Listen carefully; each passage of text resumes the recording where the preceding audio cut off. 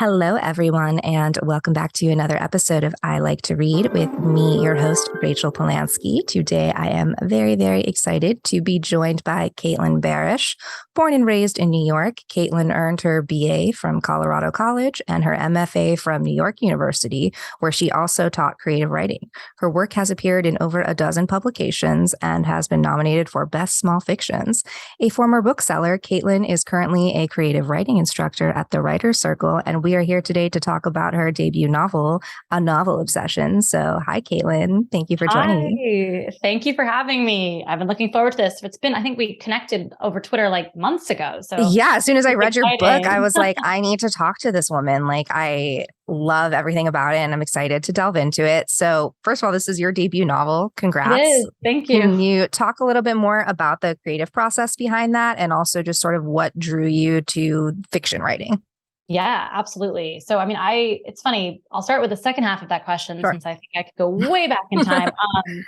Maybe this is sort of a classic response for most writers, but fiction writing is the only thing I've ever been good at, like quite literally my only skill. So because I discovered it very early in life, I was like, you know what, I'm going to try to make this into a career. And I think I was lucky because I grew up in a very artistic family. I grew up around a lot of writers who were doing it professionally. No fiction writers, but journalists, playwrights, songwriters, poets, nonfiction writers. So I think I had this really wonderful and perhaps unique experience of seeing people writing as a career and doing it professionally. And so I was never sort of told that it's not a viable career, which perhaps is terrible advice because is it a viable career? Yet to be seen. But I think, very early on, I was writing stories, usually I think all the stories I wrote before the age of 15, like in some way featured a flying horse. So I've definitely diverted from that. I had a great imagination as a kid, but yeah, so I essentially just been writing my whole life. And then just started pursuing it more seriously in college, started, in a very precocious way, submitting to literary magazines, like starting at age 17. I think I submitted to the New Yorker at age 17, which is absolutely hysterical. Like without any like idea that it was incredibly delusional to do so. I love the boldness of it. Why not? Shoot your shot. I know. I was like, yeah, I'm 17. I'm great. Like, why wouldn't they want to publish this? And, obviously, like 4 months later, I got the classic inevitable rejection, but I just knew that that was the name of the game. And I kept, doggedly submitting my stuff. Was really grateful when I was accepted into NYU, met like the most amazing cohort there, had the best mentors, and decided, this is something that I'm going to stick with and try to, make a go of it in the real world, the real world, whatever that means. Who knows? But yeah, and then, so with this novel, it's ironic, actually, this is the first novel I've ever finished. Oh, wow. I wrote a novella in college as my senior thesis. And that was, there are definitely parts of that novella that I admire even today. And then there are parts of it that I had no idea what I was doing and it should never see the light of day. But essentially, I just got really excited about the idea. The sort of seed for a novel obsession came to me in 2016. I had just moved back to New York after college. So I was in that sort of searching period of my life when I knew that I loved to write and I knew that that's what I wanted to do, but I didn't fully have like the confidence to really pursue it in a serious way. Like I didn't end up applying to MFAs for another year or two. I think it might've been 2 years. And I was just figuring it out and like trying to experience life as an adult back in the city where I was born and meeting people and going on dates. And like, I loved just listening to people talk and kind of stealing their stories here and there and using that as writers do. And I was working as a bookseller at the time as well, throughout most of 2015 and 2016. So that naturally ended up in the book. I wanted Naomi to have that experience because I really loved being a bookseller. And I feel like it was sort of this interesting transition into the literary world because I had just moved back here from Colorado. And I still was sort of dipping my toe into that world again. And it felt like I was on the fringes, but also very much in the center because as a bookseller, you're just aware of everything that's going on. But yeah, and I really wanted to sort of give Naomi that experience. And because she's, she likes to lurk and observe and kind of silently judge. And so I felt like that being a bookseller was a really incredible experience for just eavesdropping on people and experiencing like all of humanity on any given day. So yeah, that was sort of how the book began, but it took me, I finished a first draft in 2019, started querying agents, late 2019, early 2020, revised over the pandemic, and then sold the book in, October of 2020. So it's been a journey. Yeah. But I really, I'm really grateful for the way that it all turned out. And it's still kind of surreal to imagine that it's out there and people like you are reading it. And it's very exciting. It's like your baby that you put out into the world. And it is my baby. Even if it's fiction and not, like a memoir or something like quote unquote is raw or personal, it's still like your first novel and you created these words. And there's, I'm sure, a little bit of yourself behind some of the stuff, which we can get into. I love that you said that about the bookseller and the observer trope almost, because I feel like, have you seen or the show You or read the book? There's she's like a less creepy Joe Goldberg, or is she on his page? Who knows what she's capable of?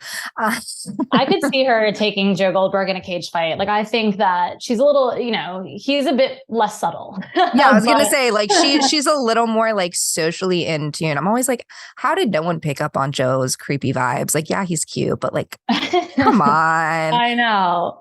Yeah, I always wanted to work in a bookstore growing up. There was a local bookstore in my town, and now there actually is another one now, but it closed like right before I turned 15 or 16 and like was able to start and wanting to start working, because I just pictured like being able to, because I was in there all the time and they would special order things for me. I think it was like a small shoot off of Barnes and Noble. Shout out to Charles Bank Books if anyone remembers that.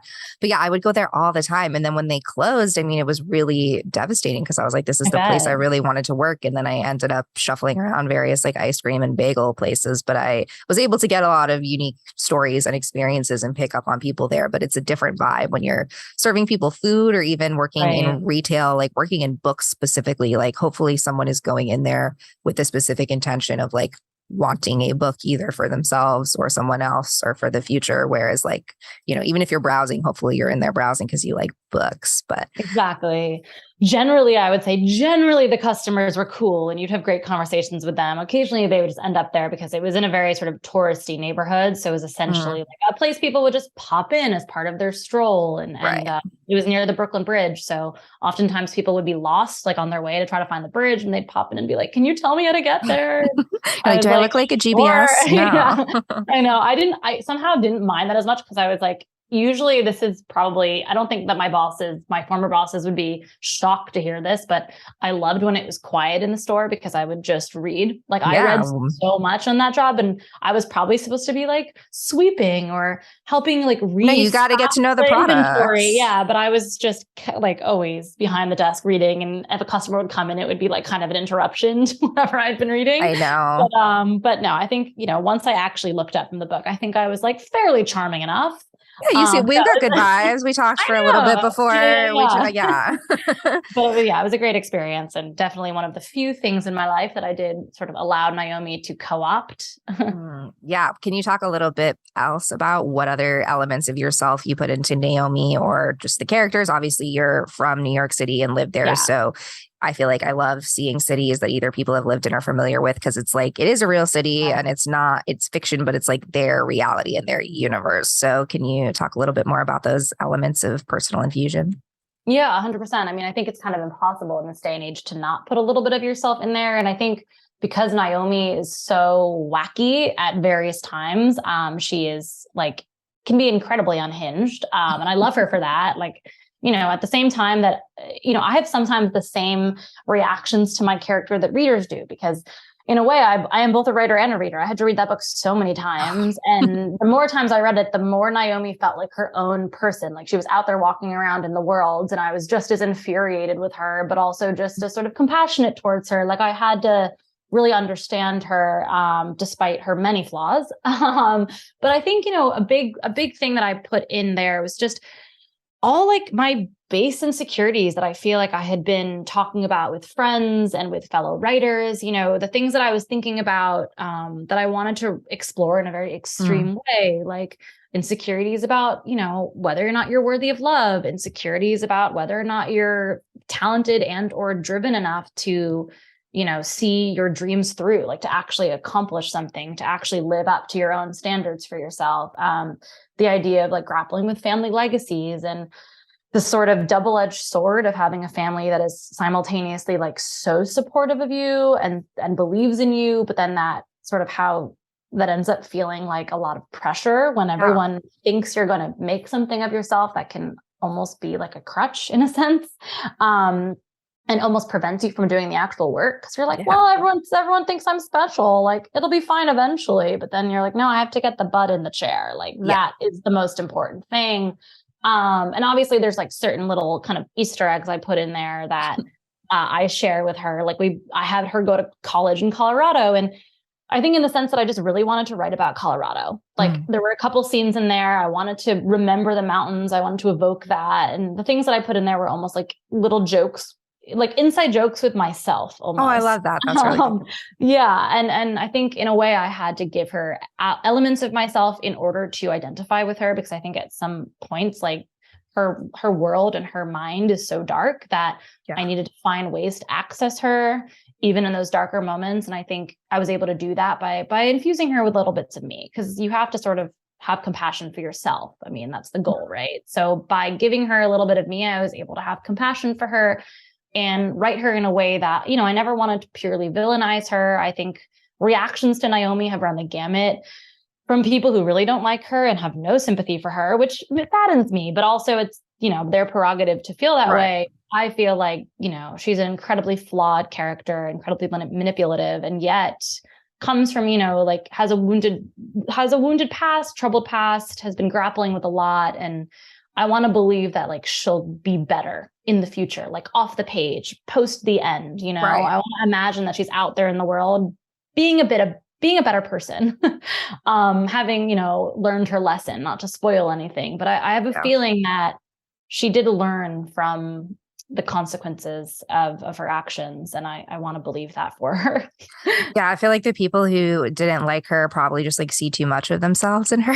That's probably, the projection. Because I think that's what I really liked about this book is she was so complicated and nuanced, and you could really tell that there was a lot of personability. And one of my questions for you, which you kind of just answered, was how do you create these likable yet unlikable characters? And I like that knowing that you infuse a little bit of yourself and like you take the good parts of yourself and recognize that we are all flawed as humans. And then that's the beauty of fiction and the beauty of creating this narrative, particularly, is like you can work with that mystery thriller element to say something unique about it that's more than just like a vapid, I'm not going to shade any books in particular, but there's been a lot of books that are just like about social media and about the, objective obsession that we can have with technology, but they don't really deal with like the nuance of just like, okay, there's someone who they learned their lesson that people are better and real, it's like there's a lot more depth to your book. So that's what I really appreciated about it. Well, I really appreciate you saying that, because I think, I definitely struggled with finding the right balance with everything. And there were many revisions this book went through, and,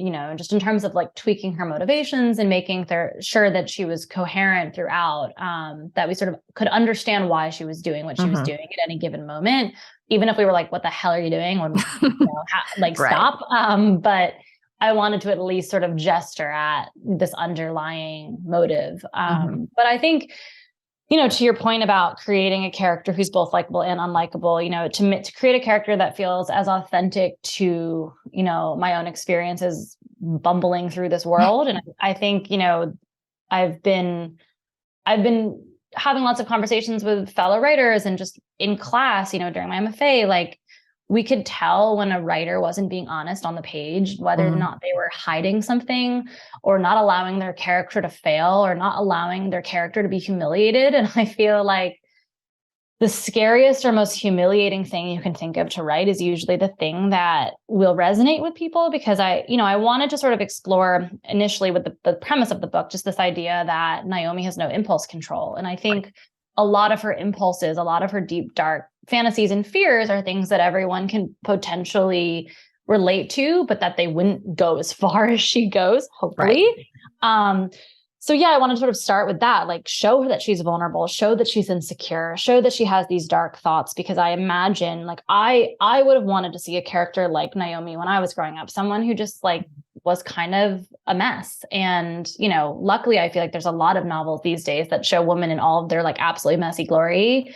There's a lot of fantastic antiheroes, and that's just the first Taylor Swift reference I will have today. Shout out to Midnight. But I really wanted to find a balance between making her both, the hero and the anti-hero. Like, you're rooting for her, but you're also hoping that she learns from her mistakes. And in that way, you can understand her, but you might not necessarily want her to succeed with her scheme. Right. Because ultimately she is self-sabotaging, and I wanted her to come to that realization by some point in the book. But I think so often like self-sabotage comes from a place of like deep fear, and that you won't get what you want, or that no one will recognize you for who you really are. And that way, if you self-sabotage, then you'll never actually have to face that possibility. But I think I just went on a bit of a tangent, but no, I love it. I'm hanging on every word. Yeah. But accessing vulnerability, I think, was really important to me. Being honest. Yeah. And I think, again, that's what really like made her such a unique character. I was invested in what was going to happen. And I knew that self-sabotage was probably not, she was going to get her justice. But I was interested to see like how it was going to happen, and then how she was going to recover from that or react from that. Was she going to crash and burn, or was she going to take it and fly? And I won't spoil that for anybody. Speaking of twists and turns and different development, this is a very Hitchcockian novel, I would say, as well, with all the different, you think it's going to go one way, and then there's subtle reveals. And I feel like it's, I don't want to speak for you, but it feels very inspired by a lot of those tropes. Like, how much of that mystery element and the specific like plot points were planned in advance, and then how much of those were developed as like part of the character and the vulnerability and, balancing the development of the character and the development of the plot? Yeah, it's a good question, because honestly, I have never thought of myself as a plot-driven writer. I never intended to write anything suspenseful or thriller-esque. Most of the stories I've written are just like very intensely focused on relationships. And I always like to joke that most of the stories I wrote before this novel were about like two people talking in a room. Like, there was never really any overarching action. And it was all about sort of like the relationship suspense, the suspense of like, how will this relationship evolve and what are the stakes of the relationship itself? But I think as soon as I had that initial premise, I kept thinking like, all of us are on social media. We're all discussing social media. It rules our lives. And we all know what it's like to stalk someone on social media. But as soon as I was thinking to myself, I don't want to read yet another book about someone scrolling. Like, I don't want that to be the whole book. And not to like throw shade at any books, but there were a few books that like I read after I'd finished my novel, that people had recommended to me. And, it was like the stalking was the majority on screens, and then like with one sort of crazy out there thing that happened. Yeah. And that's not as dramatic, because we all like stalk people online in our own weird ways. Yeah. And to be honest, like, and it's not to say that those books, are wrong, but it's like, I knew that I, as a writer, could not sustain the amount of suspense momentum just on screens that I could if I took it off. So I was like, I need to just push this to the absolute extreme. I need to get her off of the social media. Like, she can start there, but I want her to end in real life. And that interests me more. It interests me more to see two people grappling with their real selves in person, especially with like the acknowledgement to the reader that it started in a sort of, manipulative way, and that perhaps the reader knows more than one of the characters does. But essentially, as soon as I knew that the premise was, okay, she's going to stalk this girl in real life, I had no other ideas about where the plot was going to go. I just knew that a stalking premise had to keep escalating. So as I continued writing, as I, got to like chapter 5, chapter 6, I just kept saying, okay, time to escalate again. Okay, time to escalate again. Just do something even fucking crazier in the next chapter. And I think just with that one obligatory thing that I was telling myself to do, it kind of created its own structure and momentum. But ultimately, it's funny, like a little behind the scenes is that so when I had first started writing it, my professor at the time had said to me, like, I think this will be suspenseful, but I think you need to focus more on like the layers of psychology Mm. here, and how, like it's all going to be rooted in her character. We need to go deep and we need to go dark and we need to understand why she's stalking this girl, and what's at stake for her. And so that was always front of mind. That was always my main priority.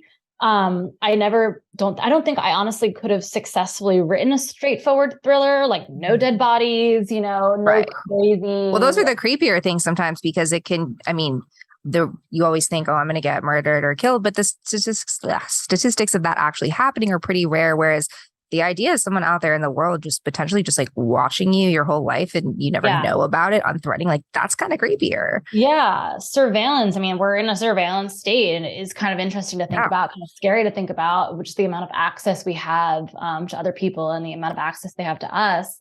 But there was a moment, where I had just started sending my novel out. I was talking to an agent, and, she's wonderful and like she has a great career, but she had asked me, she really loved the premise of the novel and loved my writing voice. But she said, I think that we'll be able to like sell this in a big way if there is a more thrillerish ending. If you sort of take this in that direction and make it a straightforward thriller. And I considered it because I was, at the time, I was like, oh my God, an agent is interested in me. Right. Like, it was just so exciting that I was like, I'll do whatever she asks. But, I sat with it for a while and like my version of doing that, like I did actually try, I was like, I need a big twist. Like, what is that twist going to be? And my version of the twist was still not like what she had in mind, because she still wanted like blood, murder, all of that. Some dead body or some sort of, And like, that's like, I love those kinds of books. I'm just not capable of writing them, at least not now. I mean, I don't want to say never, but like, that wasn't what I was primarily interested in. I was interested in more of the like interpersonal backstabbings rather than literal stabbings. So ultimately I had to sort of let go of that idea and go back to the drawing board and figure out like what the second half of my book needed. And ironically, the first draft of my book, when I had first started sending it out to agents, Rosemary wasn't a writer in that draft. She was just an editor. And it sort of all like made sense to me once I made her a writer, because I was like, of course, like they need something else to bond over and something else that will sort of make them recognize one another in a different sort of way and give them something deeper. And so everything kind of clicked after that when Rosemary kind of leveled up and became a writer in that respect. A lot of the scenes just naturally held more tension. They were more fun for me to write. But it took me a while to sort of figure out like the book's shape and how the second half was going to sort of keep people as engaged as the first. Because I think initially a lot of the tension did kind of leak out in my first draft after like the midpoint. So I had to figure out a way to keep people engaged. And I hope that it worked. That's so, I mean, the book is already kind of meta on multiple levels. And then knowing behind the scenes that you needed to make her a writer in order to feel more comfortable writing, and that, again, writing is storytelling and stories and words can solve so many problems. And I think writers see the world in such a different, unique way that it really, it just totally clicked. It really worked. Thank you. I'm glad.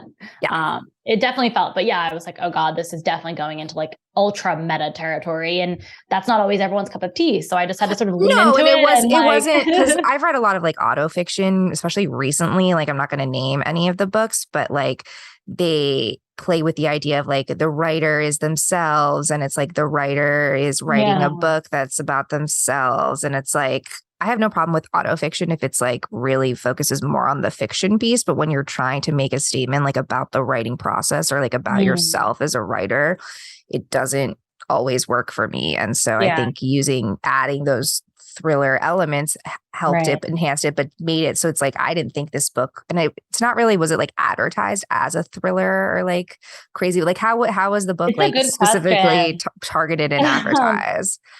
I mean, I think to this day, I like don't really know, because one, I'm not a marketing expert. And I also, I really trusted my publisher to be able to package it to like lots of different kinds of readers.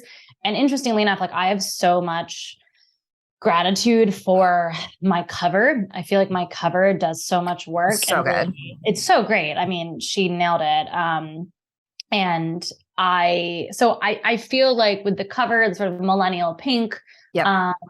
the woman's face, the cover can almost attract romance readers just as often as it can attract Yeah, or like I hate to say it, readers. but like chick lit, or people who are looking Right. for something a little lighter that they might Yeah. not be drawn to. Like if there's blood or like if you see a woman even like chasing after, it's not as, 100%. yeah.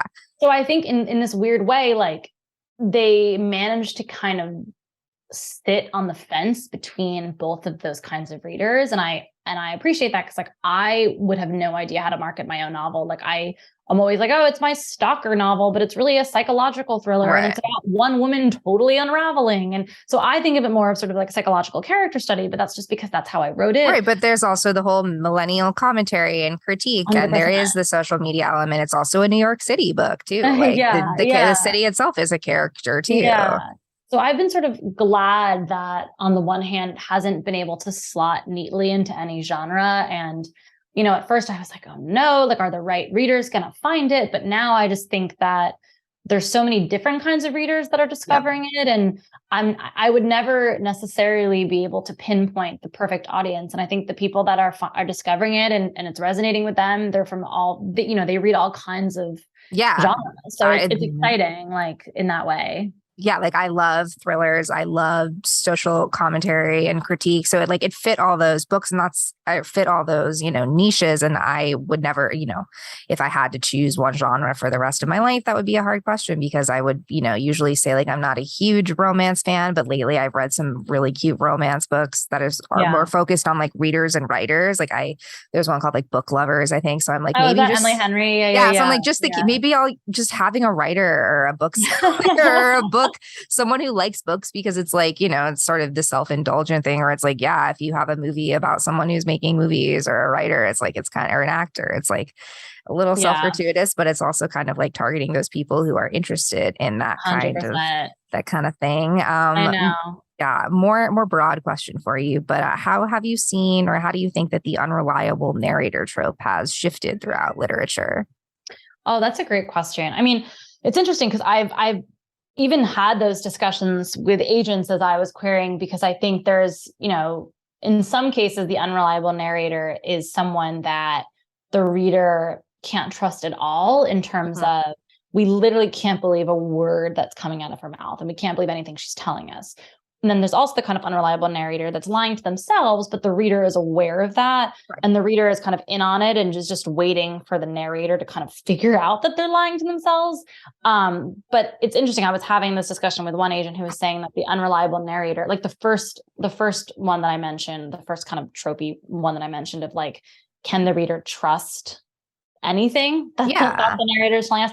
Apparently that had been sort of on its way out, or at least been oversaturated. One where it's kind of like, okay, at the very end, it turns out like it was all a dream, or right. Like, I hate it's all a dream, or like she was the sister, the whole, like more relying on like one Deus Ex Machina type thing that's going to shift your perspective of everything, as opposed to like little parcels breadcrumbed throughout. Yeah, exactly. And I think like there's always the best possible version of all of these examples. Like I will always read like a sort of a Gone Girl-esque book, that sort of unreliable narrator. I mean, that is obviously like one of the but then it's kind of too, like you said, it's on its way out. It's like it's becoming watered down, because Gone Girl was like the pinnacle, and then it was great, but there's been so many like watered down versions, and 100%. Now it's become like a trope that it's like hard to even take seriously, because it became like so played out. It's like it's because now you have to add nuance, and you have to add a sort of unique flair, because it's like we've seen that been done before. But if you can add some level, and I think adding the social commentary and adding the level of vulnerability and expanding these characters, because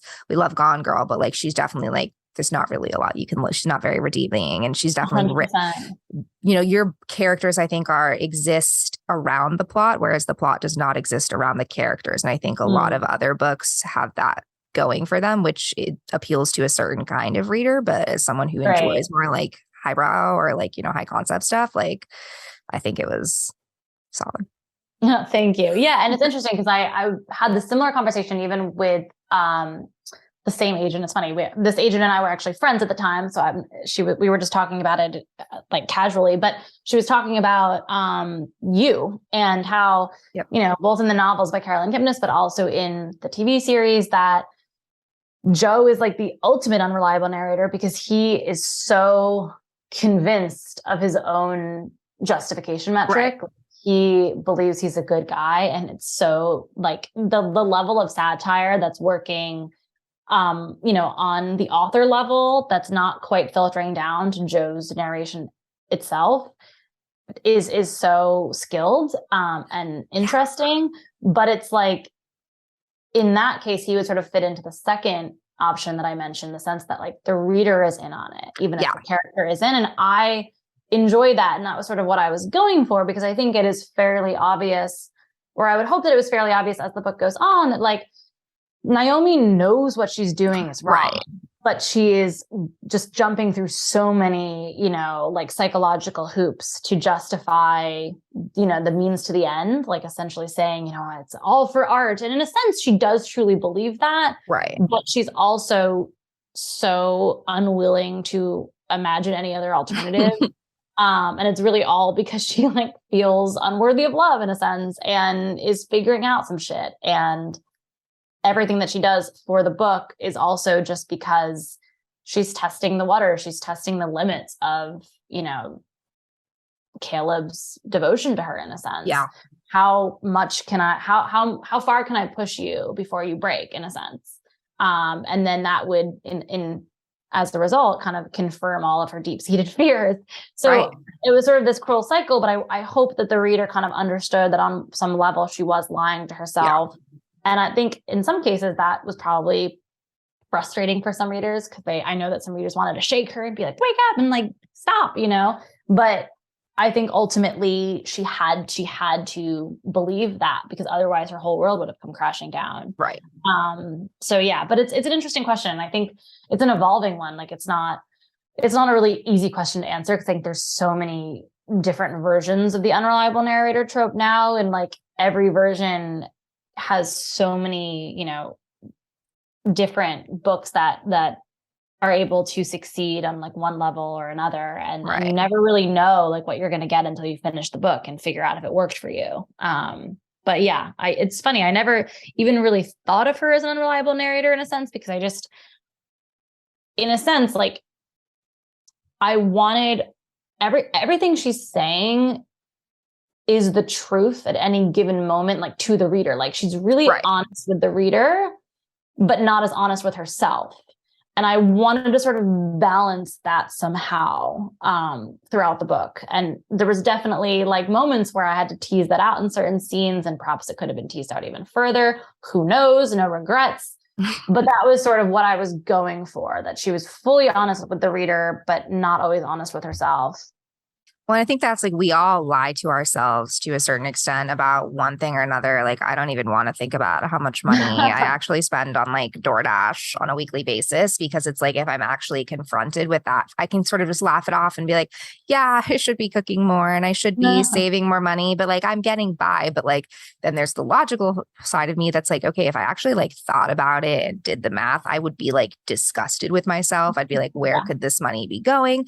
But like, that's a, much smaller scale example. But I think too, it's like the way I'm never going to like, even if I did find that information out, like, I don't think I would ever tell people that, or like, I'm not as honest with other people. It's like, yeah, I order, but I think if I like told people, yeah, there are days or I'll order DoorDash like twice a day sometimes, like, or just things, we all have our secrets and things we're embarrassed about, or it's how you present yourself too, because we can be unreliable narrators to ourselves, I think too. And that's where it's even more meta. It's like she's being an unreliable narrator to herself, and though she's being honest with this audience, but you really, us as readers too, like we are all interpreting these in a different way. Like some people liked her, some people don't. Some people are going to sympathize with her. Some people are just going to shake her and be like, why would you do this? Other people are going to be like, hey, go for it, girl. Like I would have done the same. I wish I had the power, because there are a lot of crazy people in this world too, like who have done the same. I mean, and I don't want to necessarily equate performance art with craziness, but it's definitely one of the wackier out there things. Like I loved all your sort of satire and commentary about performance art and the way that it like fits into the New York scene as well.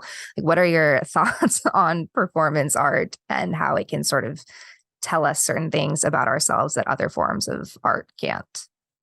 And by performance art, do you actually mean like the performing arts? Like, oh no, performance, like the sort of like art, like performance arts in like performance art, like a interactive exhibit, or the sort of like the art that transcends just like theater or stage. So like a weird performance art play, like a interactive theater or an interactive exhibit, or somewhere where it's like I'm a rich person sitting on a bench and there's a sign, and that's a performance art type, that type of like more stylized, but like sometimes way too in your face, wacky thing, like that type of thing. I think it really depends. I mean, it sort of is a case by case thing, as you said. I mean, my like funny anecdote about that is I went to a show off Broadway where part of the show was that we were supposed to have our phones on us. Like obviously normally in shows, we put our phones away and we're like publicly shamed if your phone beeps, right? Which makes sense. But in this show, it was called Privacy, and Daniel Radcliffe was in it, and I have like an unhealthy obsession with him, just as Naomi does. And so in the show, they ask us to actually take a selfie and send it to the production team. And I was like, this is so weird and gimmicky, but like fine, because it's a show about surveillance. And right. So it made sense within the context of the show itself. And I don't know why I didn't see this coming, but I like sent the selfie in, as did, the other 300 people in the theater. Like I was at the Public, so it was smaller than the average Broadway theater. But anyway, so I sent it in, this selfie in the middle of the show. It was like during intermission. We come back for the second half of the show, and there's literally a scene where Daniel Radcliffe like swipes on Tinder. Oh my God. 3 people's selfies were just randomly chosen, projected onto the big screen. I was one of those. I absolutely wanted to crawl into a hole and die because he swiped left on me right in front of the entire theater. And I was like devastated because I was like, on the one hand, my brain was going so fast. I was like, oh my God, this is my moment. Like my obsession. Was he supposed, was that part of the character? Like did he No, have it was. to So as I later learned, the person he swiped right on was actually like a planted actor in the audience. Okay. So I wasn't as devastated and rejected as like, once I figured it out, I was like, all right, he didn't reject me. But isn't that what performance art is too? It's like you're going to see, you're paying to see a performance, but like you're not going, and I'm just going to shit on Hamilton for a second because I think it's overrated. Like you're not going to see Hamilton. You're not just going to sit in a stage. Like you're there to interact with it. And I guess it's performance art because it's like the performance piece is there, but it's also trying to like say something else about art on like a different level. Yeah. I was trying to like come to terms without looking up the definition of performance art, like how I can define it. But that is so crazy. It was crazy. And so and like traumatizing for you. It was traumatizing, but it was also really memorable. And so on that sense, I was like, okay, I can see why the production, like I can see why it included this performance art moment, because it did make me think. And it also just, it was an interactive experience in a way that I did not anticipate. But it sort of proved its own point. Like it was well done within the context of what the show was about, as I mentioned.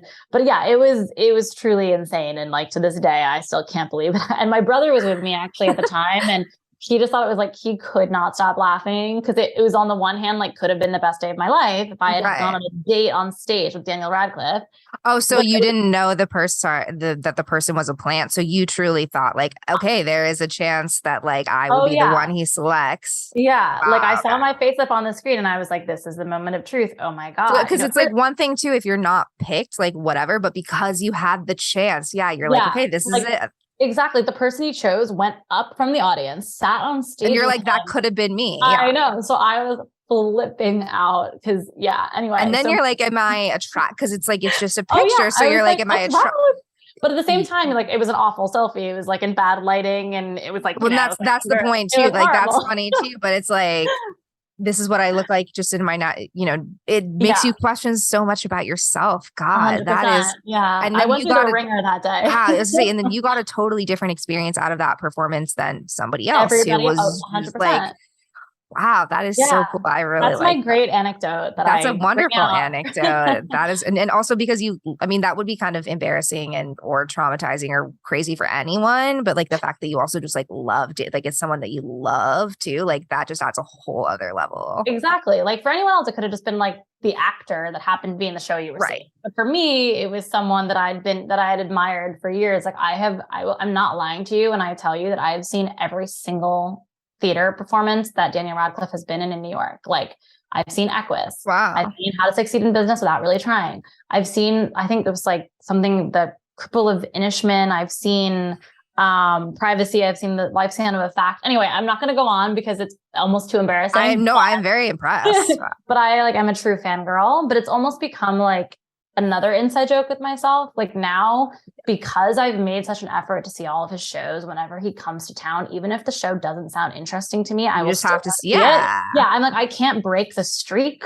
No, I have that with a few things too that I'm like guilty pleasures there. It's like there's this YouTuber, Trisha Paytas, that I'm obsessed with, like a different kind of obsession. But I mean, you don't need to, but she's like, she just posts everything about her life, but like she just had a baby after years of infertility. It's like I've been following, it's these parasocial, like, social relationships. It's so interesting. I find them so fascinating. Fascinating because I'm like, especially when someone shares their entire life online, because actors, it's like you can pin them up as these demigods. Like I remember, especially when I was younger, just like having such extreme, especially as the boys at school are just like whatever. So you're like, oh, I can't even, like, Leonardo DiCaprio's Jack in Titanic.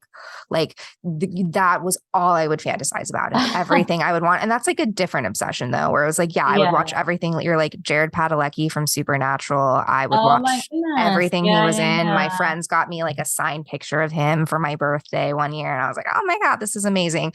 And so, but that one, it was more just like an infatuation where it's like these other parasocial relationships, especially with social media. And again, it's like if I went up to Trisha Paytas in real life, I mean, I'm sure she would love if I said hi, and she's said that before, but it's like, I would feel like I know you. You're like my good friend. You're on my TV all the time. I watched you fall in love with your husband and have your baby and struggle with addiction and mental health. And she can just post a video of her. She's also just like ridiculous. Like you'll look at this one. She's had a lot of plastic surgery and she's like lived quite a life. She's done OnlyFans and made a lot of money that way. So like good for her. She's done a lot of like music videos and she's very interested in theater, but she's not actually a good singer. And she is self-aware about that, but also like not self-aware. She's a very fascinating character. And I love that we can develop these relationships with people, but it's like, I never want to meet her in real life because I feel like it would just be sort of like the hero complex. You don't want to meet your hero. I mean, not that like, maybe she's not a hero particularly, but like in the sense that she's an idol. I definitely am like my queen, Trish. I don't respect a lot of her. Like, she's not who I would want to be, but she's someone who I'm fascinated by and would love to talk with and be friends with and get to know.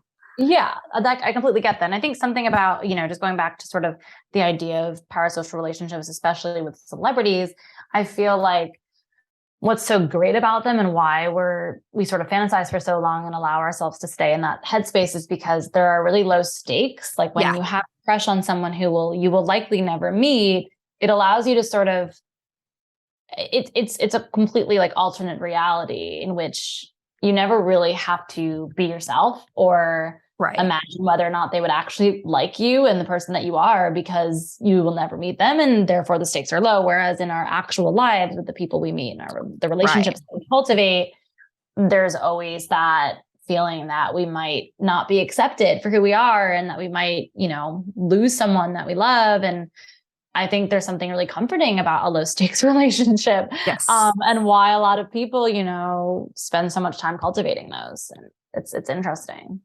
Yeah, I feel like, it's just getting out of college too and not being surrounded by people your age that you have these experiences with, but just making a friend in real life, number one, is hard enough. And then maintaining that relationship is really, really hard. Even if you live in the same city, even if you live like 20 minutes from each other. And the other hard thing is like, forget FOMO of like, oh, I'm seeing them going out and they didn't invite me. Now it's like, oh my God, my friend just got engaged and she posted on Instagram before she told me. And I thought we were really good friends. And I'm like, normally without social media or phones, it wouldn't matter. Like you have a day, you tell people, and it's not like, but when you can clearly see that, oh, this person's hanging out with this person, but they didn't make time for me. And it also shows like you're clearly on your phone too. Like it's just, you know too much. You know know too too much. much. I hate it. I hate it. Yeah. And then it becomes a whole thing where it's like, well, I don't even want to have if you want to have a serious conversation with someone, a friend about anything, you really shouldn't do it over text. Maybe FaceTime, you should do it in person. But even to like get to that conversation, like the one thing I'm always fiction, there's a lot to be envious of. But when there's friends who are just like constantly hanging out and in each other's lives, I'm without it being like a codependent thing. And that's like the basis of the novel, when it's just like the character is like, oh yeah, I'm going to talk to this person this week and hang out. It's like, how do people like, I want to find that. I want more friends. I know. It's so interesting. Like just the concept of friends in fiction as well. Cause it almost feels like, our actual social lives can never fully be replicated in fiction. Like at the end of the day, fiction is crafted, it's constructed to tell you something boring about the protagonist, too. right? Like So, but in a sense, like you have to think it through. Like on the one hand, Rosemary and Naomi in my novel are like beginning to become friends. And it's obviously a sort of manipulated friendship from Naomi. And she's kind of using their common interests to push this friendship forward. And so in that way, it like could have been authentic. However, there's the Danielle character in my novel. And I feel like on the one hand, I wanted that character there because I wanted Naomi to have like another relationship with a woman her age that was still fraught in many ways, because what friendship isn't, no matter how close you are, you're going to be going through ups and downs at different times in your life. Like you're not always going to be like succeeding in your relationships career at the same time that your best friend is. So there's a lot of kind of, compromising about what to tell your friends when they're feeling low. Like there are always sort of like things to think about in terms of like the conversations you're going to have with various different friends. And so I wanted to sort of try to capture that with Danielle, but also show that she did have, like a semi-normal social life, and that she didn't really need this relationship with Rosemary. But at the same time, like something was falling short for her in her interpersonal relationships. And that's why she was chasing this kind of idealized friendship with Rosemary. Despite the fact that, of course, it could never truly be idealized because it was manipulated. Right. Built on a foundation of lies. Right. But in her mind, she was like, well, if it hadn't been built on a foundation of lies, or like maybe the foundation of lies was just a means to an end. And obviously, like we're meant to be friends and we're meant to be connected. It's like the classic 10 things I hate about you, or it's like, I paid you to go on this date with me and then I fell in love with you instead. And but then you're like, and you're really like, well, if I were never paid, I never would have fallen in love with you. But it's like, but did that you never know. It's so tricky. Fucking love that movie. I have a poster above my bed of when he's like, when he has like he's standing in front of her, he has his hand on his shoulder, and it's just like towards the end, and he's in the gray shirt. It's just great movie. Really great movie. Truly. I mean, social media is just so, it's like, it's helpful, it's harmful. I think one thing that was really interesting about Naomi's relationship to friends, and Caleb particularly too, is like, I think a lot of women, when they start dating a partner, can like fully immerse themselves into that partner and just isolate any other relationships. Yeah. And it's interesting that it's like, whether that's because of who you are as a person, or because maybe your partner isn't the right partner and not giving you, because a partner should also be like, go hang out with your friends. Not, like a balance. And I think that it's hard too, as you get older, and in the real life, as you're meeting people, like a lot, we're getting to that age where people are getting married and people are settling down, and the idea of like being able to date just because I hate the idea of like, just because you have a partner, like you can't be friends with other people. It's like, or the ideas of like, okay, well now they're a package deal. And so I think it was cool to see their relationship. Like, obviously you have to wonder about Caleb if he's like, okay with a lot of this, even though she's not telling him everything. It's like clear that like something's going on with this girl. But have you ever dated a Caleb or anyone similar to him? Yeah, Caleb's definitely like an amalgamation of so many different people I've known.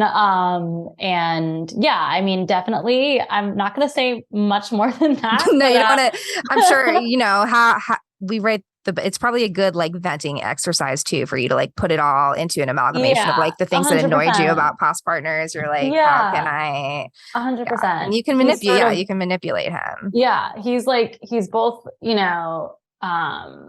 my like dream man and my like worst nightmare. You know what I mean? It's sort of like a bit of both. And at the end of the day, like I struggled with Caleb's character a little bit because I didn't want him to really be the focus. Like I think she projects so much onto him. Like I think he's a perfectly nice person. Like he's not extraordinary or we have plenty of books where men project all their feelings onto women and the women are basically just props. So like, why the fuck not can it be reversed? Exactly. He was sort of a prop. And like, on the one hand, I wanted to sort of hint that like he had a depth and a history and like his own psychological hangups. Like he is a fully fledged human being. But I think that Naomi couldn't fully see that he was a fully fledged human being. And I think there was a moment in the book where she has to acknowledge that in order to write about him, and in order to keep lying to him, she had to sort of not fully see him and not fully respect him. Because I think if she had fully allowed herself to love him without inhibitions, she wouldn't have been able to do everything she did. So she sort of sacrificed what could have potentially been a real love affair for what she believed to be this like higher art form. And I think she was also really afraid of like ultimate rejection, that if she had allowed herself to fall for him and been fully immersed in that relationship, it would have ended and she would have had nothing. So I think by giving herself something else to, worship at the altar, like essentially saying my art means more to me than anyone. And sort of her grandmother kind of confirms that for her, at least encourages it. And she really respects her grandmother and looks up to her grandmother. And so, but yeah, I think he's definitely, a combination of a lot of men I've known, but at the same time is sort of a cipher. Like he's someone that readers can project onto, someone that Naomi and Rosemary equally project onto. And yeah, I mean, he's just a person, and yet that the things, the two women who they're not as like obsessed with him as they are obsessed with the idea of the relationship itself.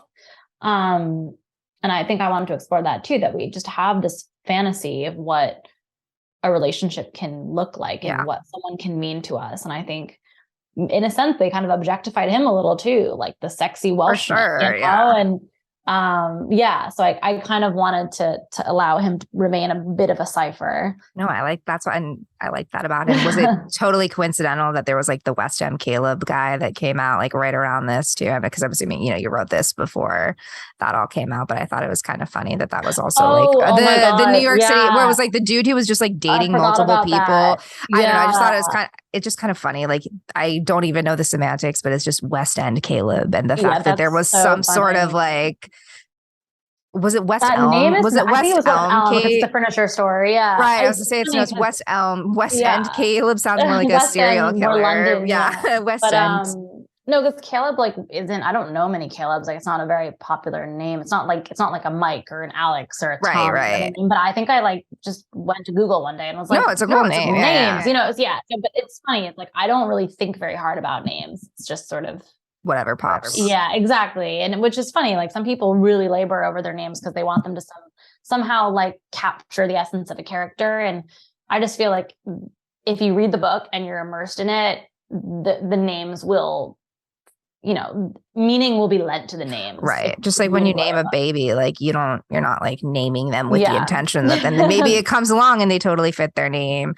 What else do you obsess about? What are your other just like obsessions that you could maybe one day see yourself spiraling into a slightly unhealthy, maybe even stalker type situation? Anything? Hopefully nothing. No, I mean, it's funny. I put a lot of my obsessions in the book, right? I put a lot of like, well, Daniel Radcliffe, obviously. Daniel Radcliffe, obviously. I am a total shameless horse girl.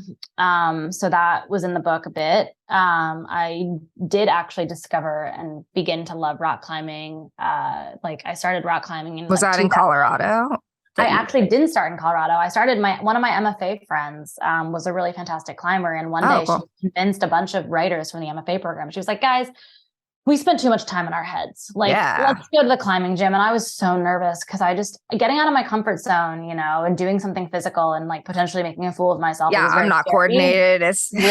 But it was so fun. And I kept going back and I couldn't get enough of it. And so I wouldn't say that I'm good at it, but I try to do it semi-frequently and I really love it. So I wanted to throw that in the book. Basically, like everything I've ever been interested in, I threw in the book because I was like, why not want to write about something I'm interested in? But I'm not entirely convinced that I won't write more social media suspense because I just think, there's so many stories. Well, and it's changing all the time too. Yeah, like I'm not on TikTok. Like I don't understand it. I can't. I lurk occasionally, but I tried to make a video once and it was so bad. It took me like 20 minutes and it got 3 views. And I was like, this is not worth my time. Like what you gotta do is if you have any pets, I did one of my cat the other day. Literally a video I'd already taken where I was just like, he has like a pink chubby tummy that kind of looks like the McDonald's chicken nuggets material. If you've seen that, like, here's what's inside of a McDonald's chicken nugget. And it's like this pink goo. It's terrifying. I'm a vegetarian, so I don't eat them anyways. Yeah. And I was like, have you ever wondered what's inside a McDonald's chicken nugget? The answer is this kitty tummy. And it's literally a video I'd taken already. And I was like, I'm just going to post this on TikTok and see what happens. And did some like hashtag funny pet, hashtag whatever. It got like 10,000 views and like a bunch of likes. And I'm like, all right. Yes, I mean, he's got to pay his rent somehow. I mean, I've been feeding him and taking care of him for years and I get nothing. All right. Well, that's good advice. If I ever want to become TikTok famous, like I have a ginger cat. So perfect. All you got to do, just make the cats. Yep. And just have them do something. Fame. That's all. And I mean, before you know it, I'm like, he might be a big star. You might see my cat Willow be on TikTok one day. Well, we've been talking forever. I could keep talking to you, but I would just love to end with one final question of why do you like to read? Oh my goodness. It's funny. I've never actually had to ask myself that question because it's just something I've been doing for pleasure since before I could even, stand up properly. Why I like to read. I love when someone, and by someone, I mean a writer, hits on something that I've always thought about myself, something that I've always feared or dreamt about or fantasized about. And I've never been able to articulate it to myself. And when you stumble upon that line, that scene, that monologue, it finally makes sense. And you're able to, make sense of yourself in a new way. And I've had that experience like millions of times. That's why I keep reading, because it never gets old. That feeling of holy shit. I think I've thought about this a billion times, but I've never seen it articulated in that way. And now it all makes sense. Yeah. So I guess I read for very selfish reasons, because I want to be seen and I want to be recognized and I want to feel validated in my, darker, weirder, more vulnerable thoughts. And when you stumble upon another writer who is willing to be vulnerable with you, and you can share that, I think it's incredibly special. And it's such an intimate experience. It's not the same as watching a TV series or seeing a movie in the theater. It just is like a very, private experience. Yeah. And it's like also kind of the only way I can like cathartically cry whenever I'm reading a book, even if it's just what's happening on the page isn't sad, but like just something about the turn of phrase, the emotion, so devastatingly beautiful. And it's just obviously like it's a way to escape reality. And I don't mean that to say like I only read fantasy or sci-fi. I mean like escape my own reality and be in someone else's head, because sometimes it is absolutely exhausting to be in my head. And I'd like to be in someone else. Oh, yep. Everything you just said hits me right in the heart. And that's why I like to read too. Yeah. Well, we'll link your book below. Thank you so much, Katie. Now I can call you Katie. Yeah, you can call me Katie now. We're friends now. I know. I'm excited to see what's coming next from you, and we'll be in touch. And we'll link your book below so everyone can buy it. And until next time, stay Thank you so much, Rachel. This was so fun. Thanks for having me. Bye.